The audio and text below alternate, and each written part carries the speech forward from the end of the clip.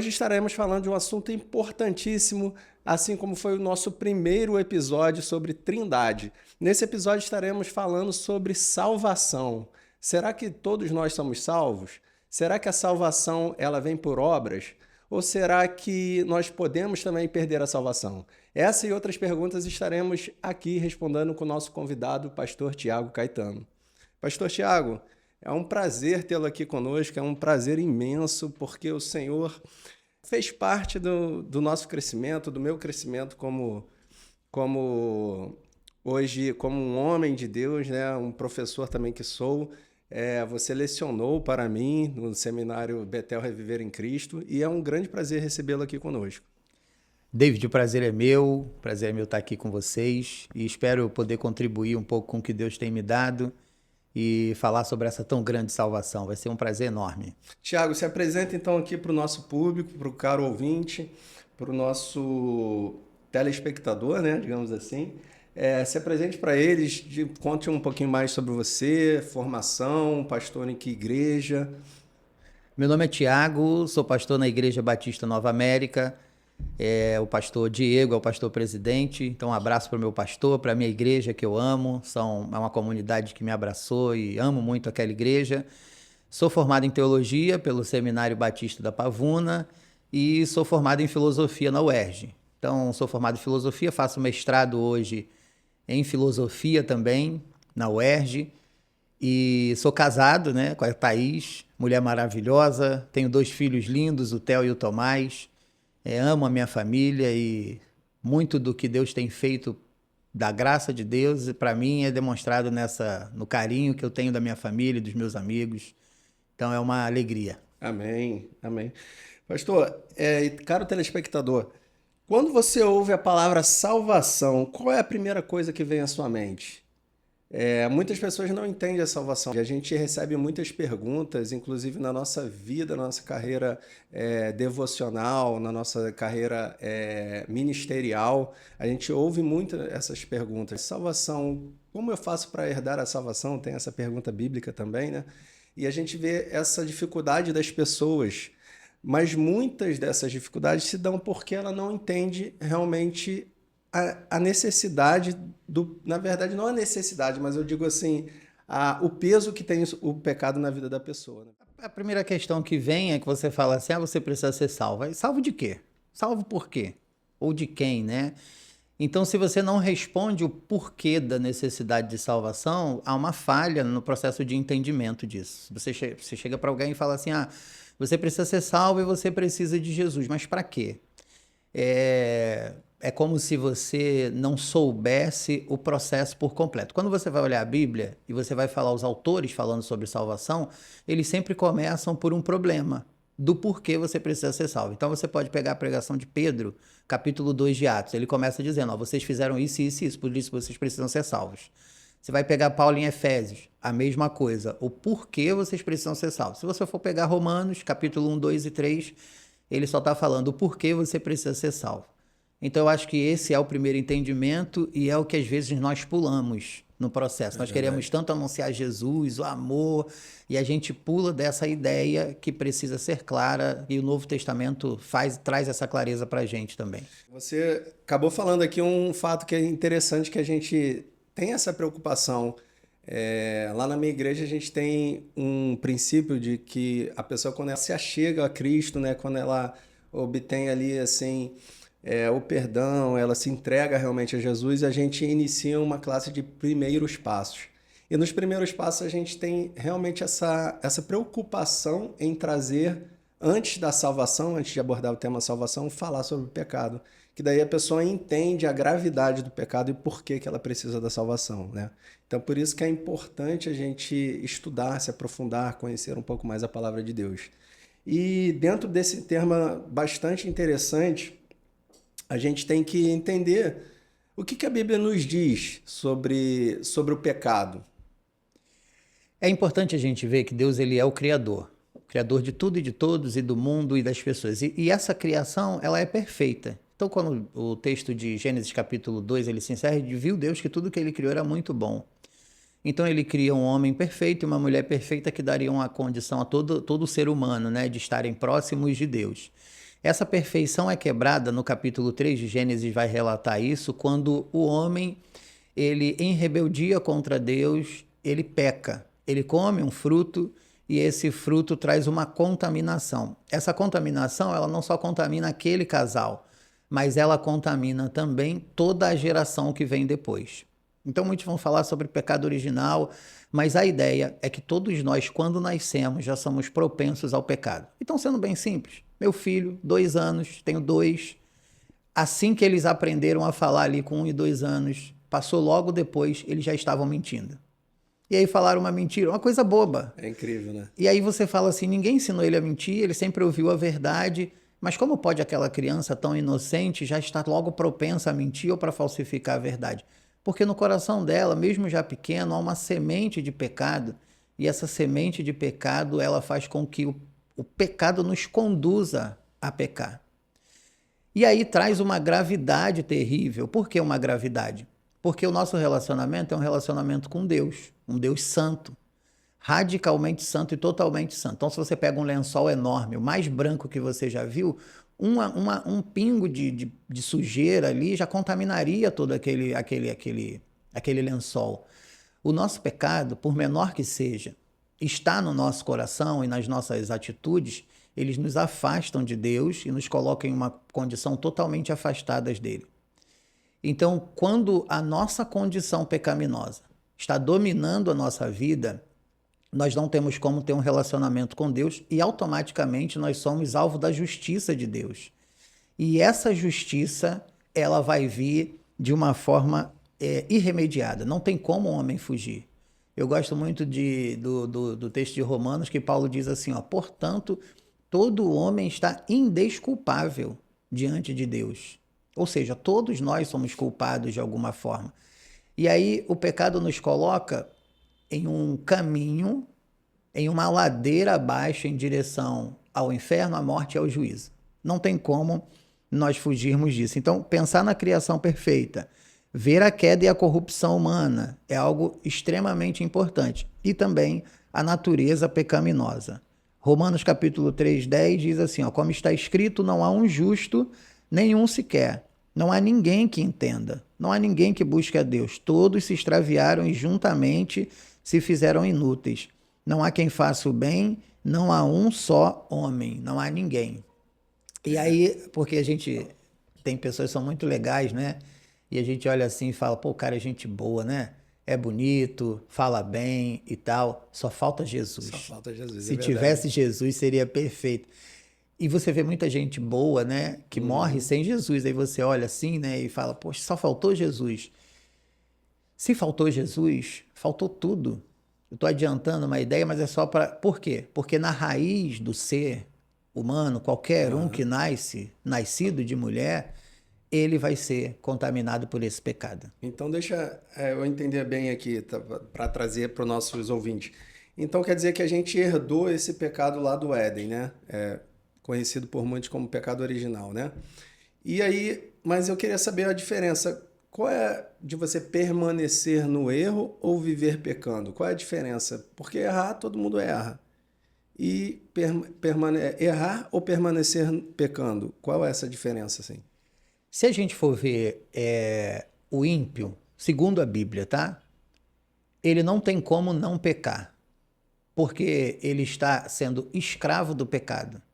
Então, a escravidão do pecado faz que, mesmo quando ele não tem uma atitude pecaminosa, ele está dominado dentro do seu interior por esse pecado. Ok. Só é possível a gente falar de um não pecado, ou de santidade, ou de uma não permanência no pecado, a partir da salvação que há em Cristo Jesus. Porque nós passamos a não ser mais escravos do pecado e ser escravos de Cristo, servos de Cristo. E a partir dali nós estamos em uma nova condição. Essa condição nos permite lutar contra o pecado, mas ainda assim pecamos, né? Sim. Eu peco, você peca, mas há um processo no interior do salvo que vai conduzindo ele a um constante arrependimento e uma reversão da sua vida pecaminosa. Então, se uma pessoa está dominada pelo pecado e peca continuamente, nós podemos até questionar se a salvação realmente esteve presente naquela pessoa, porque o salvo ele vai por um caminho diferente, ele peca, se arrepende e volta, né, para o que o Senhor tem para a vida dele. Amém. Agora, algo interessantíssimo que você falou aí foi exatamente da que a gente... Muitos de nós já conhecemos pessoas assim, né? Pessoas maravilhosas, pessoas boas, pessoas que fazem tudo certo. E você realmente fala, nossa, eu acho que ela é cristã, né? Muitas vezes você fala assim, não, acho que é cristão, acho que é crente, acho que ele tem Jesus. E, na verdade, quando você vai conhecer, se aprofundar um pouco mais, você viu que ele não nem conhece o evangelho, digamos assim. Então, você diria que o que faz a pessoa herdar a salvação? Será que só fazer as coisas boas nos daria esse passe livre aí para ser salvos? É impossível para o homem ter qualquer obra possível para a salvação. Qualquer obra, qualquer ação humana em relação à salvação, ela é impossível porque o homem está morto em seus delitos e pecados, como Paulo vai dizer. A nossa condição humana, ela não nos permite ter um ato bom. O texto que eu acabei de ler de Romanos capítulo 1, do verso 18 e 32, vai deixar claro isso, não há um sequer. Então, toda ação salvífica, ela parte de Deus. Dentro do processo de salvação, o que nós temos para entregar são os nossos pecados. O imerecimento da salvação. Então, hoje, não há um homem que possa ter sido salvo por qualquer obra que ele tenha feito, a não ser pela fé em Cristo Jesus, que é o único meio de salvação possível. E aí entra uma questão, né? Nós buscamos a salvação, né, e tal, mas os salvos de quê, né? Esse é um ponto importante, porque alguns falam assim, se você vai ser salvo de quê? Do inferno, né? É do inferno que a gente vai ser salvo? É da morte? É essa a salvação? O que a Bíblia vai dizer é que essas coisas são consequências da ira de Deus e da santidade de Deus. Então esse é o ponto-chave para a gente entender o porquê que as obras não são possíveis de suprir. Porque se nós temos uma natureza pecaminosa e uma vida pecaminosa, automaticamente o nosso pecado vai exigir de Deus a sua justiça. Ok. E essa justiça precisa ser satisfeita. Eu tenho que fazer algo para Deus que satisfaça a justiça e a santidade dele. Então eu preciso fazer algo de total santidade e algo de total justiça, para que a partir disso ele possa dizer, você é o justo, você é o limpo de mão, o puro de coração, então você pode ser salvo. Certo? Entendi. Quando a gente coloca essa condição, eu procuro alguém que possa seguir essa santidade de Deus, possa dizer assim, a santidade de Deus se equilibra com o meu ato santo e a minha obra santa e por isso eu mereço ser salvo. Quando eu faço essa pesquisa, aí Paulo diz assim, não há um sequer. Entendi. Nesse sentido é que as nossas obras, elas são totalmente anuladas, porque nós estamos lutando contra a ira de Deus e contra a santidade de Deus. Deixa eu ver se eu entendo. Quando você fala isso, ele me remeteu aqui, quando você estava falando sobre isso, me remeteu quando a gente trazia aqueles antigos deuses, que as pessoas tentavam se aproximar deles trazendo uma oferta. Sim. Porque assim o sagrado, o santíssimo, ele agiria a meu favor. Então é como se fosse, eu teria que apresentar a Deus, eu teria que me apresentar a Deus santo, irrepreensível e buscando cada vez mais essa santidade, fugindo do pecado para que eu fosse salvo. Né? A princípio ali corroboraria com essa ideia. Mas a palavra de Deus diz que não há nada que possamos fazer para que sejamos salvos. Inclusive no Antigo Testamento você percebe que as pessoas tinham um momento de santidade e esse momento de santidade era quando eles traziam um cordeiro. E havia um processo de substituição. Aquele cordeiro ia ali, a pessoa botava a mão sobre ele era imputado ali o pecado sobre aquele cordeiro e o cordeiro era morto.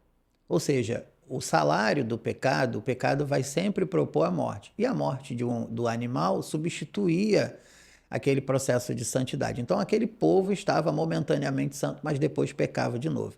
Inclusive é interessante a gente ver que a primeira morte registrada na Bíblia, muitos perguntando rápido assim, vai falar, poxa, foi de Abel. Mas não foi, né? Quando o homem cai no Éden, um animal é morto. Exato. E ele é morto para cobrir aquele homem que está nu em relação à sua condição. Ele se vê nu e um animal é morto. Só que aquele animal morto, ele não aparece. Só aparece a roupa, né, o couro que foi tirado dele.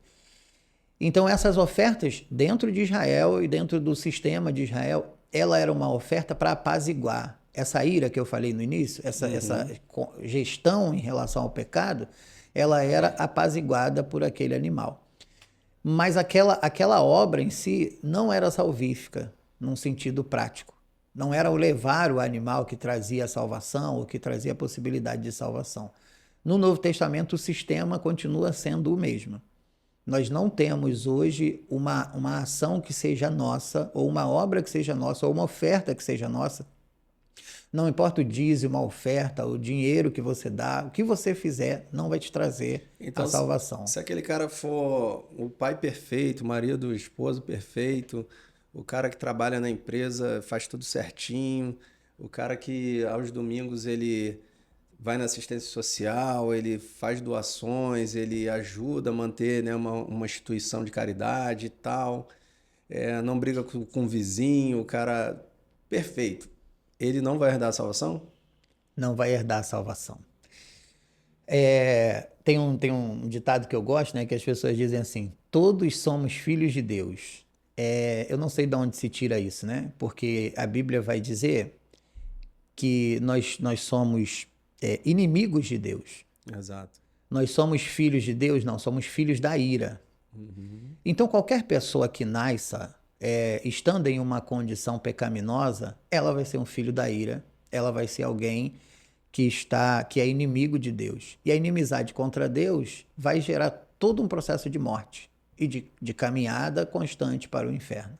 Então é normal, não normal, mas é verdadeiro eu dizer que eu sou salvo, então eu sou salvo da ira de Deus, é isso?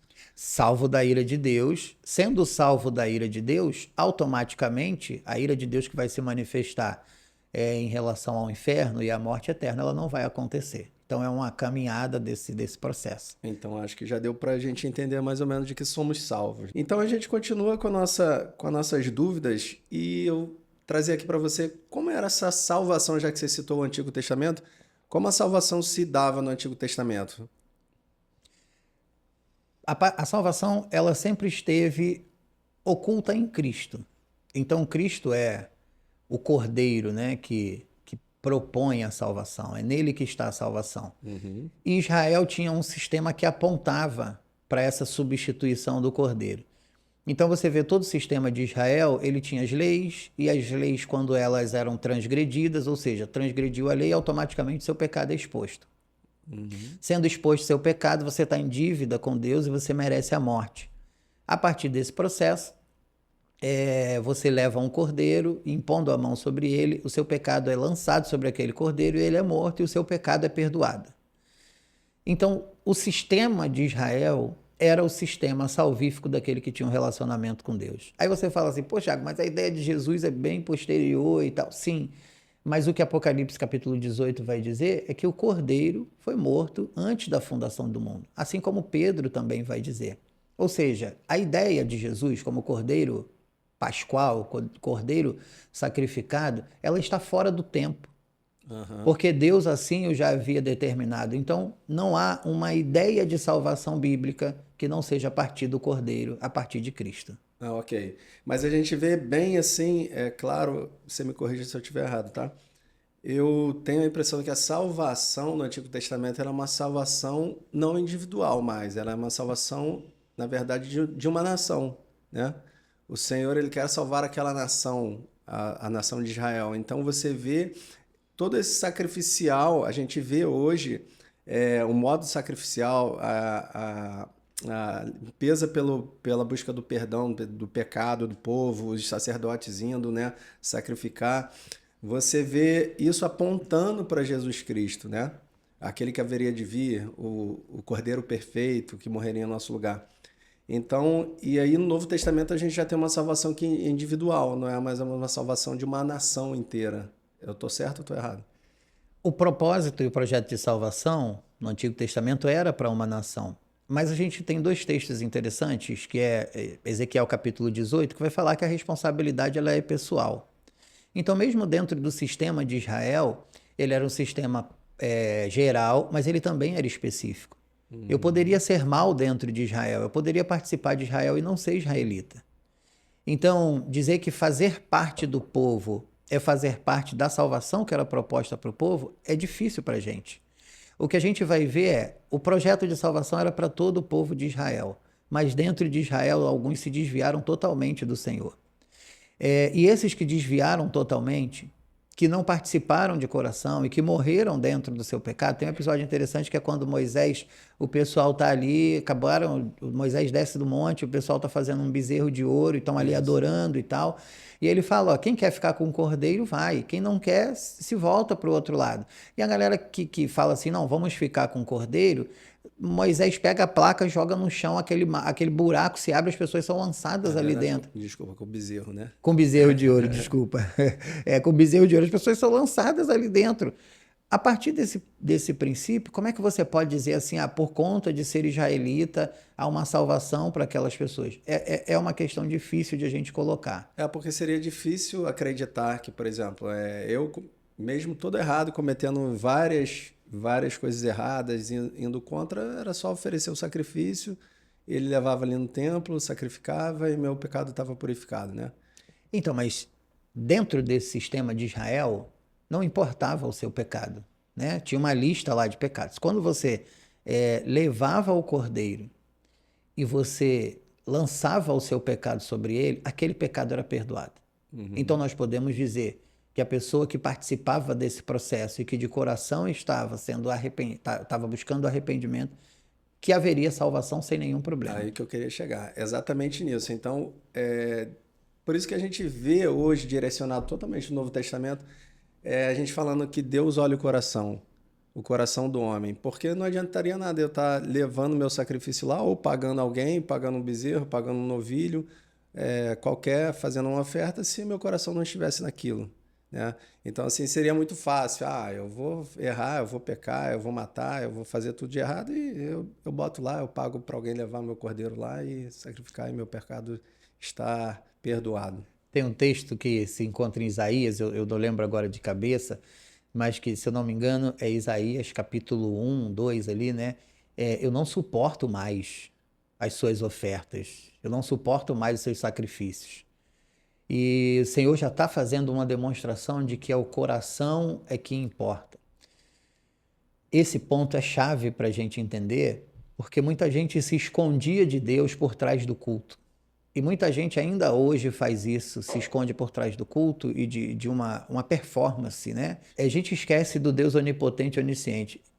Isso me causa muito medo, né? Imagina o meu pecado sendo exposto diante da igreja, né? E como é que as pessoas iam me olhar diante do meu filho, da minha esposa? Como é que isso seria? Todo pecado cometido, ele é um pecado contra Deus. Salmo 51, contra ti somente pequei. E o nosso Deus, ele é onisciente e onipresente. Ou seja, quando eu pequei contra ele. Qualquer ser humano que peca hoje, ele peca contra Deus. Okay.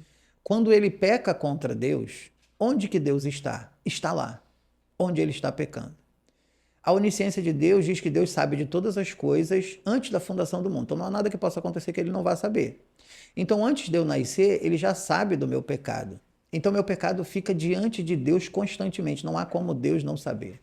Okay. Então a partir desse princípio um pouco mais técnico, nós vamos estar sempre expostos diante de Deus. Não há como se esconder. Seus olhos, como chama de fogo, vê tudo. E o nosso pecado está ali, visto. Nesse sentido, é que o Senhor, conhecendo não só o nosso exterior, também como o nosso interior, o nosso coração vai estar exposto diante dele. Não importa como as pessoas estão me vendo, o quanto elas me veem maravilhoso, ele vai cobrar essa relação pecaminosa e essa ação pecaminosa. E ele faz isso com Israel no culto, dizendo, olha, eu quero agora o teu coração, eu quero olhar no teu coração e ver uma santidade genuína, um culto genuíno, uma vida genuína diante de mim. É comum, é realmente verdadeiro isso que você falou. É muito comum as pessoas pecarem e acharem que não estão sendo vistas, né? E o Senhor tudo vê. Mas às vezes elas não são vistas, sabia? E eu fico preocupado quando alguém passa uma vida inteira pecaminosa e realmente ninguém viu. O pecado fica escondido. Não foi vista pelo povo, mas foi vista por Deus. Não foi. Quando eu vejo alguém que o seu pecado foi exposto e aquela pessoa toma uma reta diferente, eu agradeço a Deus por ele ter sido o que ajudou aquela pessoa a mudar e a seguir um caminho diferente. Amém. Então, para os nossos amigos aí que estão nos ouvindo, né? Você pode se esconder de mim, do David ou de qualquer outra pessoa, mas o Senhor está vendo, está de olho. E diante de tudo isso, como, como a gente faz para ser salvo, né? A gente tem aquela fatídica, aquela perícope nas Escrituras Sagradas que o jovem rico chega para o Senhor e fala: Senhor, mas o que eu faço para ser salvo, para herdar a salvação? Ele fala: vá, não peques, né? Seja bom e tal, tal. Tudo isso eu já faço, guarde a lei, tudo isso eu já faço, mas o que eu preciso para ser salvo? Tem um texto também que eu gosto muito, que é de Atos capítulo 2, né? Que Pedro faz uma pregação. Se eu tivesse lá, eu ia falar: Pedro, acaba logo, né? Pra gente chegar logo lá, que eu quero salvação, eu quero. E a pergunta deles é como nós podemos ser salvos, né? É.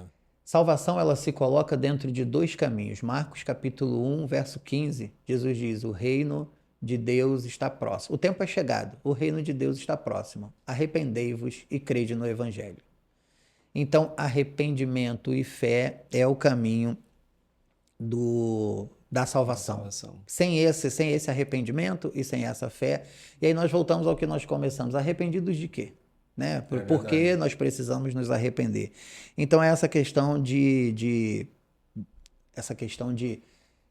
ter a consciência de quem você é e o quanto você é diante de Deus, e a partir dessa consciência você vê: a minha vida é incompatível com quem Deus é e eu preciso tomar um novo caminho. Eu tenho na verdade, assim, de observar como certas pessoas chegam à igreja e como conversando com pessoas que não são da igreja ou não conhecem o evangelho em si, eles têm a falsa esperança que o ir para a igreja, o conhecer a Jesus, o frequentar uma igreja, eles não pensam em maneira nenhuma em salvação, eles pensam que eles se achegando ao sagrado, né, se achegando a Deus, as coisas boas vão acontecer na vida deles. Muitos congregam, muitos estão à igreja aos domingos esperando algo em troca do Senhor, esperando a benevolência do Senhor. E não tem ideia do que é a salvação, né? O porquê precisa dessa salvação. É o que você falou, o arrependimento. O arrependimento é algo essencial. A gente vê o João Batista ele pregando o arrependimento, né? Para que Jesus, até que Jesus fosse manifestado. Então você vê assim o arrependimento e como é a diferença de arrependimento e remorso.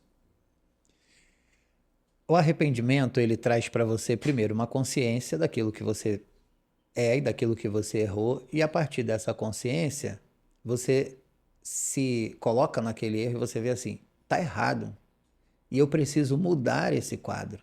Eu não posso aceitar isso para minha vida. Então ele traz uma pressão, o coração fica amargurado pelo pecado, e a partir disso você busca um caminho de retorno, de mudança. O remorso ele é muito parecido, mas geralmente o remorso ele traz uma culpabilização em outro, você busca culpar outra pessoa e ele te afunda dentro do seu próprio pecado, ao ponto de você não buscar um caminho de sair dele.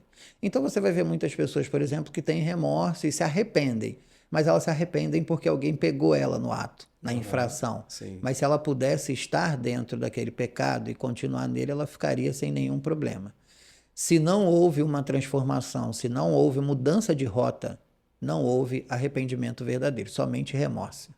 Eu já ouvi certos irmãos falarem assim: não, tudo bem, eu pequei, eu errei, mas é só me arrepender, eu peço perdão e tá tudo certo. É a indulgência antecipada, né? É verdade. Você paga a indulgência e você no próximo dia você pode pecar à vontade que tá tudo certo. Uma pessoa que se inclina ao pecado desse jeito, ela tem que ter muito cuidado com a sua vida. Uma pessoa que diz assim: eu vou pecar ali, mas o Senhor me perdoa, mas eu tenho que pecar, vou fazer e acabou, né? O coração de um salvo que está em Cristo Jesus, ele vai lutar contra o pecado e ele vai lutar com essa antecipação e de todas as formas para não pecar. É engraçado que a Bíblia Sagrada ela fala, agora me fugiu o versículo, mas ele fala exatamente isso. Ele fala assim: aquele que se arrepende e deixa alcançar a misericórdia. Então, assim, não é só se arrepender e voltar a fazer, se arrepender e deixar, ir em outra direção, não praticar mais. Então, a Bíblia é clara, né? E o ponto do arrependimento é que o verdadeiro arrependimento, a gente está falando aqui do arrependimento salvífico, né? Isso. Ele não tem como ocorrer a partir de uma ideia particular. Eu vou lá, vou me arrepender, eu vou tomar a minha atitude de arrependimento. Esse arrependimento que gera salvação, ele não consegue ser produzido por um coração humano afundado em pecado. Somente o Senhor vai poder convencer. A Bíblia vai dizer que o Espírito Santo convence do pecado, da justiça e do juízo. Somente sendo convencido completamente é que você tem essa condição de se arrepender. Entendi. Então, muita gente está buscando, você convence alguém do pecado. Convence, né? Eu, Tiago, convenço. E aí a pessoa olha para aquilo e fala, poxa, realmente isso não é legal, não vou fazer isso. Isso não garante uma salvação. Precisa que algo aconteça no interior dessa pessoa para que a salvação ela aconteça de forma completa. Mas uma coisa que você falou que é interessante, as pessoas vão na igreja e buscam uma outra coisa que não seja salvação. Historicamente, na nossa história recente, as igrejas têm errado dentro desse processo, oferecendo um Jesus e um cristianismo que não é o cristianismo verdadeiro. Uma vida pautada em bênçãos, em vitórias, em triunfalismo. Isso faz com que quando você olhe para a igreja, você fala, é um lugar de cura, é um lugar de libertação, é um lugar que eu vou alcançar a solução do meu problema. Tem tudo isso na igreja? Sim. Tem, sem nenhum problema. Porém, se você, como os 10 leprosos foram até Jesus e 9 não voltaram e 9 não permaneceram, aquela bênção que você recebeu não te serve de nada. A pessoa pode estar na igreja, pode ser super abençoada e ainda assim não alcançar um coração de salvação. Ela vai ter uma vida até boa, mas não vai alcançar uma vida eterna. Era exatamente isso que eu ia te perguntar. A próxima pergunta era essa. Pode alguém estar dentro da igreja e não ser salvo? David, hoje é o que a gente mais tem. Mas tem, assim, de pessoas que estão perdidas em relação. Um autor para mim que é muito importante é o Tim Keller. E o que o Tim Keller diz é, pregue o evangelho a tempo e fora de tempo. Pregue o evangelho para os descrentes, mas pregue o evangelho também para os crentes. Pregue o evangelho para você mesmo. Então, essa realidade, quando você percebe ela e você começa a pregar o evangelho na igreja, o que é pregar o evangelho? Anunciar a condição humana pecaminosa, anunciar a necessidade de salvação e anunciar Cristo como autor dessa salvação, você começa a perceber o quanto as pessoas são confrontadas com elas mesmas e com seu pecado e dentro da igreja começam a ocorrer transformações. Eu posso dizer um quadro de uma pessoa de 70 anos, 80 anos e diz assim, eu passei a minha vida na igreja, uma igreja evangélica, eu cantei no coral, eu fiz isso, eu fiz aquilo, eu participei de todo o processo da igreja. E quando ela chegar aos 70 anos, ela dizer assim, agora eu encontrei Jesus. Caramba. Através de uma pregação. E você olhava, era o cristão modelo, que tinha todas as etapas e fazia todos os processos e que toma ceia desde 7, 8 anos de idade. Mas agora, com 75, ele vai chegar e vai falar assim, a partir dessa pregação, o Tim Keller ele tem vários relatos sobre isso, e que ele diz como na igreja dele isso também acontecia. A partir dessa pregação, eu encontrei o Jesus Salvador que eu estava aqui na igreja buscando. Do mesma forma, David, eu já tive experiência com pessoas com 80 anos. E com 80 anos afundada no seu pecado que tinha quando tinha 20 anos. E está na igreja. E está cantando, e está participando, e está isso. Mas ela diz assim, não, esse pecado eu não vou abandonar. Entende o que eu quero dizer? Entendo. Se não houver arrependimento, não há salvação. Se não houver mudança de rota, transformação de vida, não há salvação. Não há quem possa garantir a salvação de alguém que está dominado e escravo do pecado. Amém.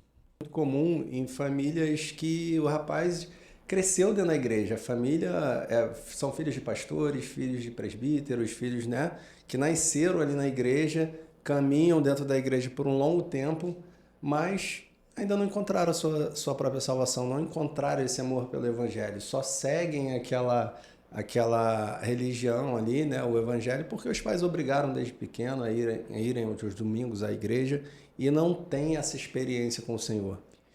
Interessante, né? Quando a gente está, você vê que até agora a gente está falando de salvação e no geral a gente está falando, o homem é pecador, né?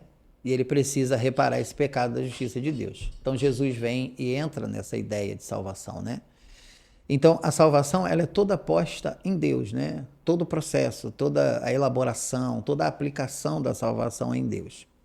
O que esses sistemas vão discutir é quem é que pode acessar a essa salvação, né? Então isso é uma coisa que na minha visão, na minha perspectiva particular, ela é posterior e menos importante do que é a própria salvação. Então, do que nós precisamos para ser salvo? Arrependimento e fé. Tendo essas duas coisas, a salvação ela acontece independente dos modelos que possam surgir em relação ao que é ser salvo, ou como vai ser salvo, ou a quem vai ser aplicada essa salvação. E é importante a gente colocar que essa salvação ela acontece no interior, né, do homem. Então essa interiorização da salvação ela é um ato de Deus. E esse arrependimento é diário, né, Tiago?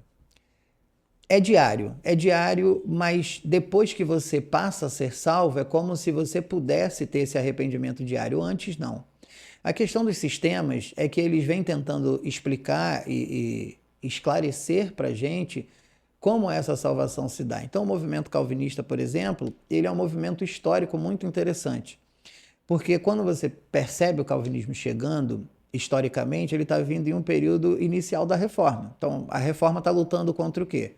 Contra uma salvação por obras, contra a indulgência. Ela está voltando para Cristo. Então, ele é um movimento histórico interessante porque ele tira totalmente do homem a participação nesse processo salvífico. Okay. Então, para mim, como movimento histórico, o calvinismo ele é bem interessante. É muito provável que se não fosse a ideia calvinista,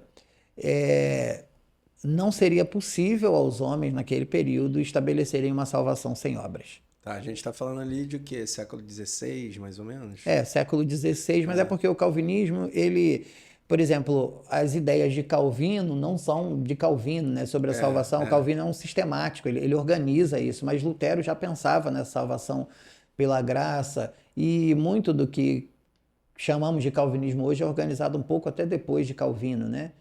Então, é uma ideia interessante. Parece que Calvino não teve ideia nem dos 5 pontos, né? Provavelmente foi uma coisa posterior, tirada a partir das suas obras. Okay. Eu sou de linha arminiana, eu cresci dentro do arminianismo e foi o meu primeiro sistema assim, que eu entendi, mas não se falava arminiano. Mas depois, entendendo que é o arminianismo, eu via que as ideias eram postas de forma que aquilo dali era arminianismo. Então, depois eu conheci o calvinismo e estudei durante 7, 8 anos o calvinismo. O que eu percebi sobre os dois sistemas, na minha perspectiva, é que eles não conseguem tocar por completo o que é a salvação. Né?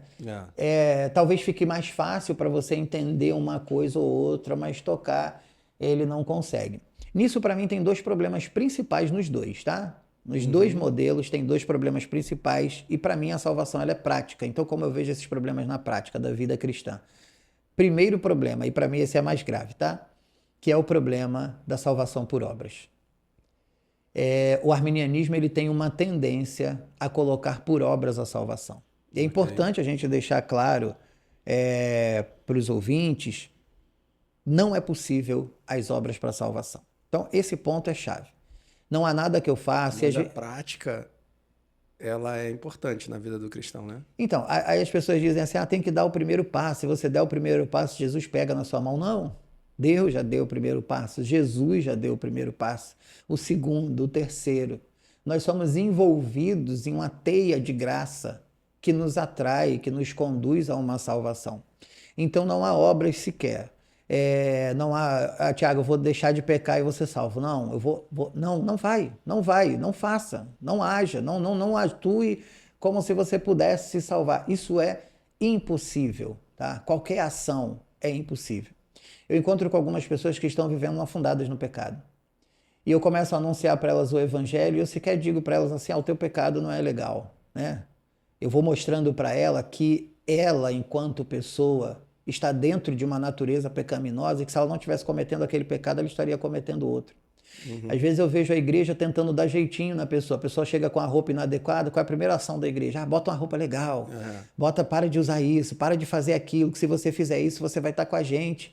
E às vezes nós criamos, a Bíblia vai falar sobre porca lavada, né? Mas as pessoas, o ouvinte pode se sentir mal, né?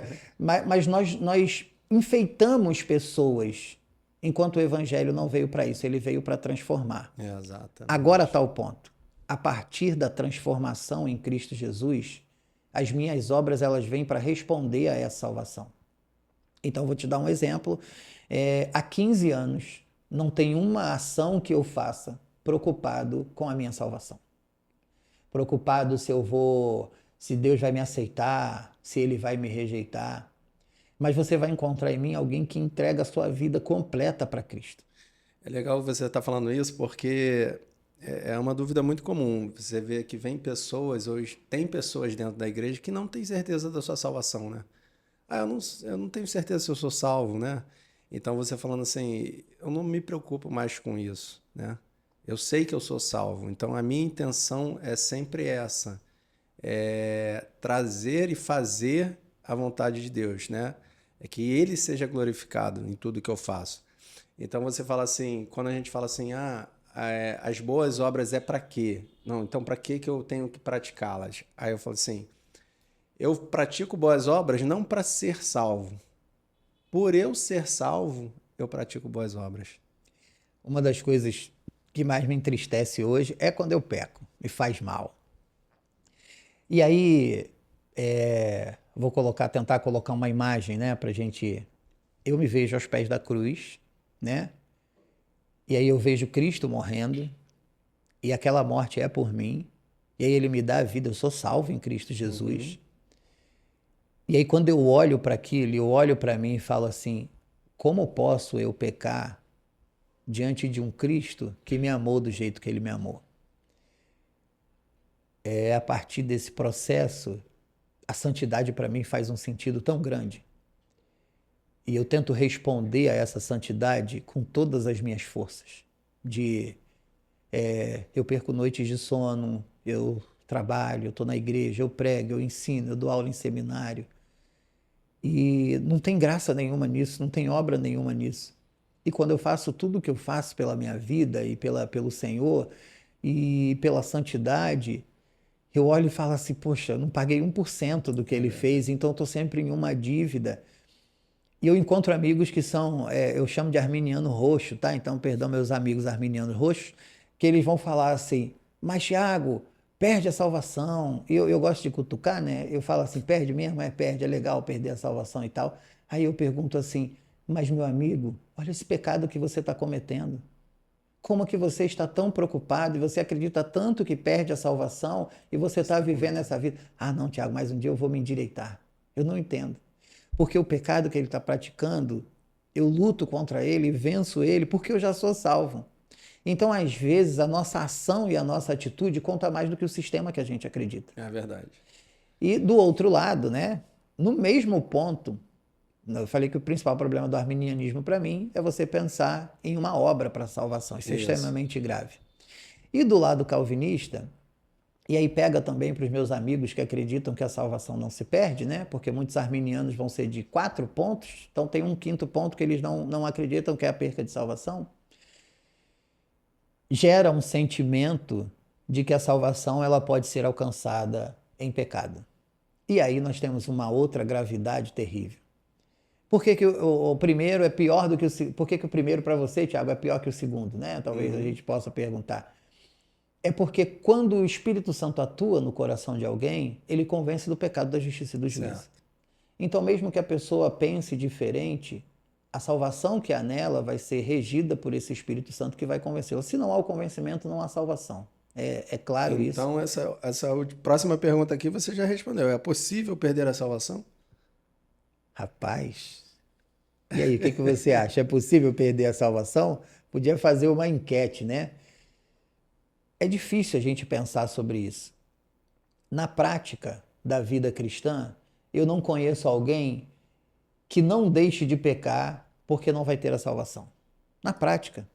Quando eu vejo a pessoa assim, eu queria tanto fazer alguma coisa, mas não faço porque eu vou perder a minha salvação. A minha experiência prática é que essas pessoas acabam pecando. Ou ela vai criar um regime tão duro para ela mesma que vai afastar ela do evangelho. Porque o diabo e o mundo, ele não quer derrubar uma pessoa a partir de algo totalmente extraviado, do evangelho, algo totalmente diferente. A Bíblia vai falar que ele se transforma em anjo de luz. Então eu vejo gente que se desvia dentro do evangelho, com o evangelho. Aí tu fala assim, poxa, Thiago, essa é heresia braba, né? Eu vejo alguns amigos que eles não cometem certos pecados, né? Uhum. E aí, mas a soberba é tão grande.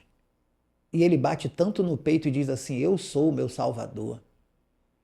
Que eu olho assim e eu falo, Senhor, convence ele do pecado, da justiça e do juízo. Porque ele achando ser santo e se colocando acima dos outros e acima do próprio Deus, o diabo já não precisa mais tocá-lo, ele já está caminhando para o inferno. É verdade. Porque a gente faz, né? Tem pecado que é legal e tem pecado que não é. A gente Pecadinho, escolhe os pecadão, né? pecados que são mais aceitáveis, né? Os que não É. são, e a gente... Então, muita gente está enganada dentro desse processo. Mas quem acredita numa salvação que não se perde e quem é de linha calvinista tem uma tendência maior a sendo enganado pelo seu sistema teológico, viver uma vida pecaminosa. Não há como ser garantir a salvação. E quem lê Calvino com calma, tá? Quem lê Calvino com calma, vai ficar claro, claro mesmo, de que não é possível garantir a salvação de ninguém na prática do pecado e na continuidade do pecado. Tiago, é comum a gente ver, assim, dentro dessas duas linhas de pensamento, pessoas tão extremistas na sua posição, né? Que eles muitas vezes se esquecem, eles estão tão arraigados nessa posição que eles se esquecem do amor ao próximo, de ser uma pessoa, né? Eles não confessam com a sua própria vida o verdadeiro evangelho, devido a esse extremismo exacerbado nessa posição, né? E é importante isso, que aí eu acabei não respondendo a sua pergunta anterior. Se você é calvinista, arminiano, molinista, seja lá o que você seja, o sistema que a gente adota não muda o Deus que salva. Exatamente. Então eu conheço arminianos que são cristãos maravilhosos e que eu olho e admiro e eu falo assim, poxa, um dia eu quero estar no céu com essa pessoa, né? E eu vejo calvinistas também maravilhosos, mas também eu vejo calvinistas terríveis. Eu vejo arminianos terríveis e que eu olho assim e falo, Senhor, tem misericórdia dessa alma. Então, para além dos sistemas, a salvação ela é algo que está em Deus e que é uma atuação direta no homem, e os sistemas podem nos ajudar, mas também podem atrapalhar. O importante é a gente ter, como a gente viu até agora, um Deus que salva, e ele veio para salvar. E tem um texto que eu queria fechar sobre essa ideia de salvação, que eu acho bem interessante, sobre a perda de salvação, que eu gosto muito, né? Que é de Hebreus capítulo 12, versos 7 e 8. Que Paulo não, né? O autor aos Hebreus está dizendo assim, olha, porque Deus corrige e castiga todos aqueles que ele ama. Ok. Então, se Deus corrige e castiga, quer dizer que há no cristão um mover de salvação, né? Então, por exemplo, o David vai sair daqui e pode pecar, né? Alguém vai te fechar no trânsito, aí você vai olhar para ele, vai falar assim, Deus te abençoe, né? Abençoado. Talvez não, né? E aí, quando você comete esse pecado, automaticamente o Espírito Santo atua como redentor te convencendo do pecado, da justiça e do juízo, te levando ao arrependimento através da fé em Cristo Jesus. Quando isso não acontece, se essa ação do Espírito não aconteceu, se a correção de Deus não veio, não podemos garantir a filiação ou a salvação dessa pessoa. Então, Hebreus capítulo 12 diz assim, ó, para a disciplina que perseverais. Deus vos trata como filhos. Pois que filho há que o pai não corrige? Mas se estáis sem correção, de que todos se têm tornado participantes, quem tem se tornado participante? Aquele que está em Cristo, aquele que é filho de Deus. Né? Por exemplo, você passa na rua, David, e você vê um rapaz cometendo uma infração, tacando uma pedra num negócio de vidro. Você vai falar, poxa, como é que esse rapaz faz isso? Um garoto, tu pode chamar a polícia e tal. Mas e se tu passa e tu vê o teu filho, né? De ali 10, 12 anos, aí tu vê o teu filho tacando aquela pedra. Será que é? Tu vai passar direto e vai falar, poxa, que coisa feia esse garoto tá fazendo. Não, você vai tomar uma atitude, né? E essa atitude vai ser drástica. Você vai ali e vai falar, como é que você faz isso? Então o que o texto aos Hebreus está dizendo é, aquele que é filho de Deus, ele tem essa ação gerada nele. E aí ele argumenta, Se você não está com essa correção de que todos são participantes, logo você não é filho, é bastardo. Então, quem pode garantir a filiação? É interessante que diz assim: ah, Senhor, em teu nome eu fiz, eu aconteci. O que que Jesus diz? Ah, foi legal andar com você um tempo, mas aí depois você não está legal. Ele olha e diz assim, ó, apartai-vos de mim, porque eu nunca vos conheci. Exatamente. E aí o cara, o que é estarrecedor, David, é que lá está dizendo o que essa pessoa fez, né? Senhor, naquele dia profetizamos no teu nome, em teu nome expulsamos demônios, em teu nome fizemos maravilhas. Pessoa maravilhosa, que você olha assim, admira e talvez até quisesse ser igual. Nunca te conheci. Então a gente já viu que a peneira como se diz por aí, o buraco é mais embaixo, né? Não é assim tão amor e tal de Deus. Deus é amoroso, mas também é justiça. Então, acho que foi respondido aqui, Tiago. Eu não preciso me definir como calvinista ou arminiano para ser salvo. Isso é uma corrente, um pensamento teológico que, por muitas vezes, como o Tiago falou, pode até te atrapalhar, né? Nos seus pensamentos e para buscar essa salvação, para entendê-la. Lembrando que são correntes muito, muito com base bíblica, ambas, né? Mas que você não precisa escolher, digamos assim.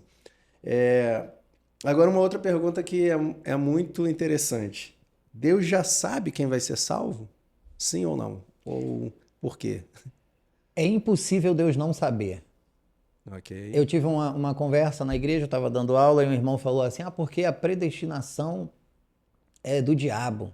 Uhum. E aí eu falei assim, poxa, irmão, mas está na Bíblia, né? Predestinação está na Bíblia, então o irmão está muito equivocado. Então, qual a diferença dos sistemas, né, em relação à salvação e quem vai ser salvo? Calvino ele vai dizer que a salvação ela é por um decreto de Deus pela sua livre vontade.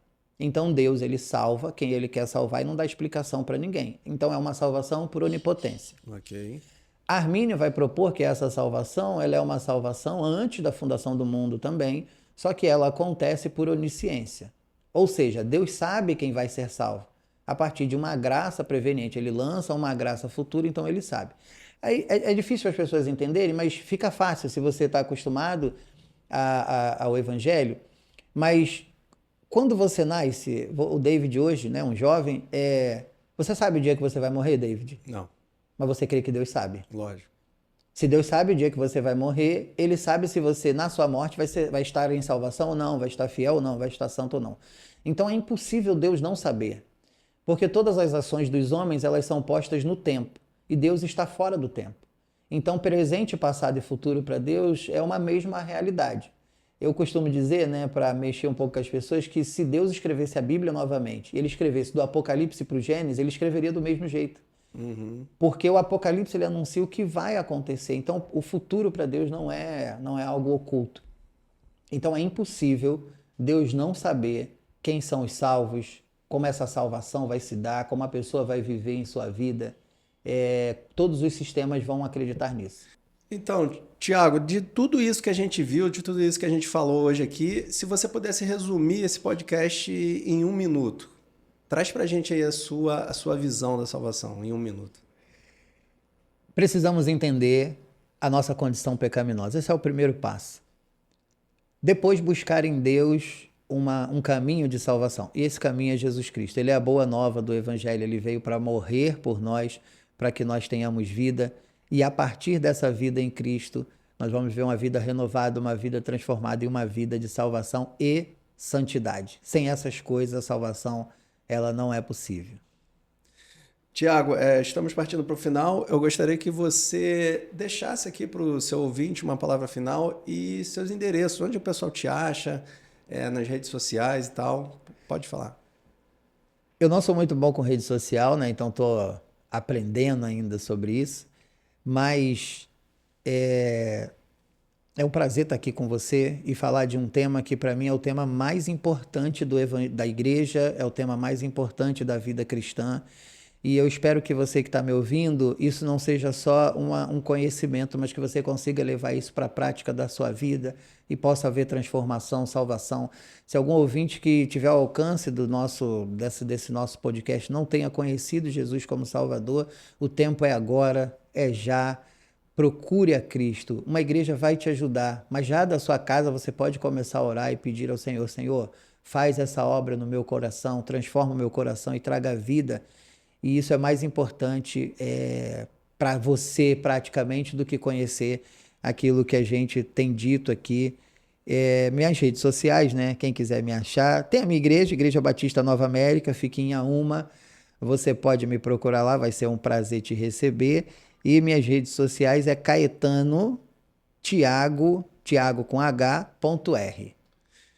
Então, querido ouvinte, a gente deixa aqui. Nosso muito obrigado por você ter assistido até agora. Se você gostou, compartilhe esse vídeo, dê o joinha, dê o like. Se você quer escrever aí embaixo, escreva alguma coisa, alguma pergunta importante.